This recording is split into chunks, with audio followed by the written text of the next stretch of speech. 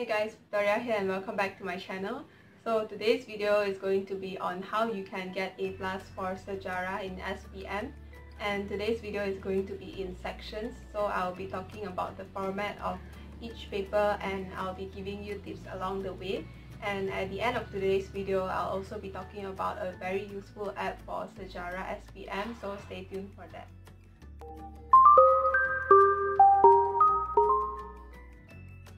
So first of all, we have SEJARAH paper 1, and in paper 1 you have to answer 40 multiple choice questions in an hour, and everyone loves multiple choice questions. So do make sure that you can get as high as possible for this section. I think it's best to get 35 over 40 at least for this section. The best way to prepare for this section is by doing more practice questions, and what I did was I bought a lot of activity books from the bookstores and I went through them. Obviously, it's important to read the textbook first, but once you do that, go ahead and try the MCQ questions. And you should do so much practice questions that once you read the question, you can have a rough idea of what the answer is without even referring to the choices that they provide you with. The best way to prepare for paper 1 is not by reading the textbook or by reading any other reference books that are sold in the market. The best way is to simply do more practice questions. And the reason why I say this is because if you read the textbook or the reference book, there are so much information presented to you and it will be very difficult for you to identify the keywords and to know which information is more important than which one. But when you do practice questions, you will be able to identify the keywords, and those keywords will stick to your memory, and when you are in the exam hall and you see something similar, your brain will just be triggered and you will know the answer. So what I suggest you do is you should read over a chapter, and then once you're done doing that, you can go ahead and try the practice questions, try the objective questions without referring to the textbook. So it's solely based on your memory and you're actually assessing how much you remember from that chapter after reading it. So you can use a pencil and go ahead and try the MCQ, and once you're done, you can use a red pen to mark it. And take note of the questions that you got wrong for, because you want to make sure that you don't get wrong for the same question in the exam hall. And if you get some of the answers wrong, I suggest that you don't believe the answers provided at the back of the activity books blindly, because I have had a lot of experiences where the answers provided are actually wrong, and so I strongly suggest that whenever you get something wrong, refer to the textbook and make sure that the information is actually in the textbook. And it is also a good way to retain much more information and make sure that you don't get the wrong answer for the same question again. For some activity books for SEJARAH, they actually put down the page numbers where you can find for the answers in the question itself. So beside the question, they will usually put a little bubble and then they'll put like page 64. So that is super convenient, and you should try to get activity books which actually do that. So whenever you get wrong for a certain question, the answer is already in that page, so you flip over to page 64 and make sure that that answer is actually there, and you can highlight the answer just to remind yourself. And you can even put a sticky note with little remarks like, okay, why did I get this question wrong and the right answer for this question, because these are the things which will help you to avoid making the same mistake in the exam hall. And what I like to do is when it's one day before my SEJARAH paper 1 exam, I will flip over to my activity books and just read the questions which I got wrong for, because there is no time to read everything. But I do take note of the stuff that I mark with red pens, and the ones that I circle with red pens, meaning I initially got wrong for that, I just reread that to make sure that I don't make the same mistake in the exam hall. And I strongly recommend that you do this. And you have to multiply the process that I mentioned by 4 times, meaning get at least like 4 activity books and just do a ton of practice questions, because it is worth it. Now we'll move on to paper 2, and paper 2 is to be answered in 2 hours and 30 minutes, and there's actually 2 sections for paper 2. So we have section A and B. In section A you have 4 questions and each question is around 10 marks, and you have to fully answer these 4 questions. There is no choice. But then section B is for essays, and you have a total of 7 questions. You have to only answer 3, and each question contributes 20 marks. So in total, paper 2 contributes 100 marks. but then it will be converted to 50% in your exam. So I'm sure that this gives you an idea of just how important doing well in paper 2 is in order to get that A+ in SEJARAH. So now the question is, how do you do well in paper 2? Well, I'll tell you how I personally prepared for SEJARAH paper 2. So when I was in Form 4, I actually used the textbook and comic SEJARAH, but mainly it is the textbook, and it's true that the textbook is the best resource for SEJARAH. Literally everything is in that textbook. But then when I got to Form 5, I got very sick of the textbook, and then my history teacher actually recommended that I got this book, which is the SEJARAH Kunci Emas book that I mentioned a lot of times in a lot of my videos, and you guys are probably sick of it by now. Like, we get it, you like this book. But the thing is, some of my viewers might not have watched my other videos, so that's why I'm mentioning it again in this video. And also because it has helped me so much, like when I had no other choice and I was thinking like, what do I do when I don't want to read the textbook? This is literally really good, and they made things so much more interesting with their color scale and everything. You know, there are like different colors, and then it's presented in essay formats already, so you know how to tackle essay questions, and literally so useful. Definitely would recommend. It's like $11.90, but it's worth the price. And this video is totally not sponsored by Kunci Emas. I wish it was. It's just so helpful, and I hope that definitely recommend that. But no matter which reference book you choose to use, no matter which textbook you choose to use, you can still do what I did. And what I did to prepare for SEJARAH paper 2 is I would make essay plans. So I would use either A4 paper or I would use flashcards, but I definitely recommend using flashcards just because you can compile everything together and you can make sure that everything stays in one place. You have to have a set of flashcards containing all your essay plans. So like, let's say today you decide that you want to go through Form 4 Chapter 5, which is on Kerajaan Islam di Madinah. So you are going to identify the possible essay questions for that.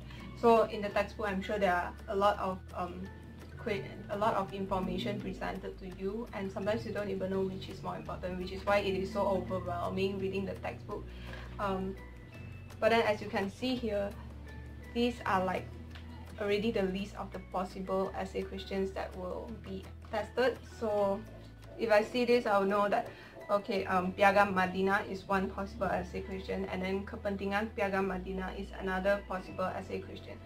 So the flashcard has two sides, right? So one side, okay, let me just show you my flashcard. I'm sure you guys know what a flashcard looks like, but I have one sample flashcard right here, and what you do is, let's say you're doing, okay, how to make essay plans, right?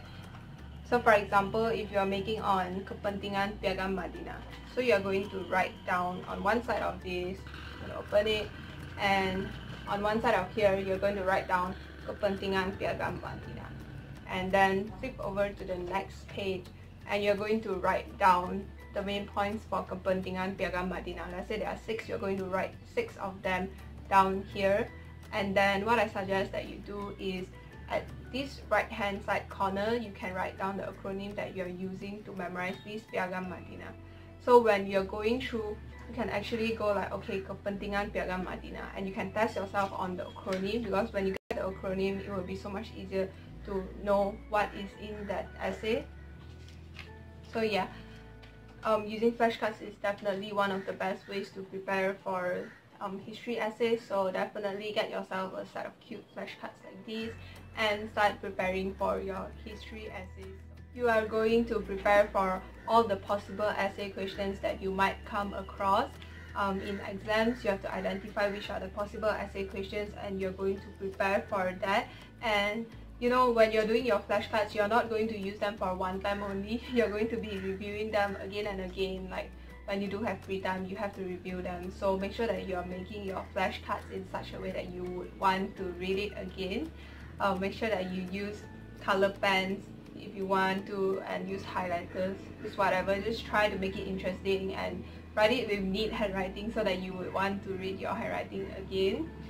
But you know, you can just fit in all the essay plans in one little flashcard like this, and it will be so useful because the information is not all over the place. You know, when you want to revise for history essay, you can just get this flashcard and everything is inside. Like, probably you can't fit in all from 1 to 5 here, but probably you can fit in Form 4. So yeah, you can have one for Form 4, one for Form 5. Just try making flashcards from now on if you haven't already. And I am going to make another video on history essays by using flashcards. And then once you're done preparing for all the possible essay questions that could come out for each chapter, you can go ahead and try the practice questions. So you can try the structured questions without referring to the answers or to the textbook. So you're going to try the structured questions by accessing yourself, and it's solely based on your memory. And you can mark it and mark it with red pen, whatever you can't remember, take note of that. Use sticky notes to remind yourself of what you got wrong. And then for essay questions, I usually just refer to the back of the answers and just copy it down intelligently, meaning I try to remember what I'm writing down. And if that essay question is not already in your flashcard, then you can go ahead and add that essay question as a possible essay question in your flashcard. If you are not a fan of flashcards, MINDMAPS is another very important and useful tool for SEJARAH essays, and I am going to make a separate video on how to utilize MINDMAPS for history essays. Another tip for answering paper 2 question is to write down as many answers as you can remember, because it is the examiner's job to look for answers and award marks for it. And let's say they ask for ciri-ciri tamadun Indus and it is only for 2 marks, but you can remember for 4 points, so you know that they have sistem kumbahan terancang, bandar dibahagikan kepada 2 bahagian, blok dipisahkan oleh jalan raya yang lurus, and then bandar disusun berasaskan blok segi 4. Then just write down all 4, because you don't know if one of them might be wrong, you will still get the correct answers. And if you read a certain question and you are kind of blank about it, just write down whatever you can remember regarding that topic, especially when it comes to KBAT questions. Write down the actual facts from the textbook and then just add in some ideas of your own, and you might be rewarded marks for it. Just don't be afraid to write down answers. So in summary of everything that I have said for SEJARAH paper 2, it is important to prepare essay plans. Either use flashcards or use MINDMAPS. Prepare essay plans and then prepare acronyms for your essay plans so that you can remember them better. And the next tip is to give as many answers as you can.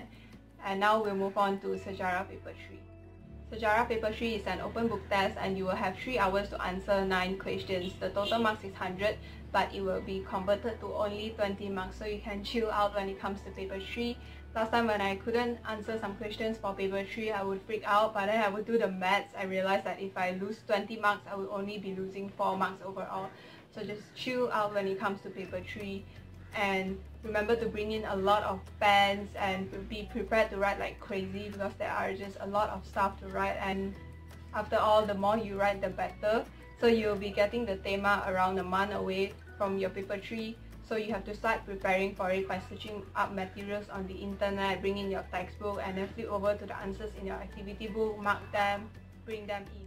But an important tip here is to make sure that you organize your stuff before you bring them into the exam hall, because you can't expect yourself to know where each thing is. If you bring in a lot of stuff, then make sure that you highlight the title and then you place sticky notes on the pages which are relevant to save yourself some time when you're in the exam hall. Do all those stuff beforehand, organize your stuff, and make sure that you know what you brought into the exam hall. So what I suggest you do is you can take an A4 paper and you can write down all the topics that you have. Let's say you searched about Kejayaan Malaysia, and then Cabaran Malaysia, whatever it is, write them all down in that A4 paper, so that when you get the question, you don't have to flip like crazy through all your stuff to know if you have prepared for it. You can just refer to it. Okay, I did prepare for Cabaran Malaysia, so you're going to look for it. You get what I mean? Just get a list of paper and write down all the stuff that you have brought into the exam hall.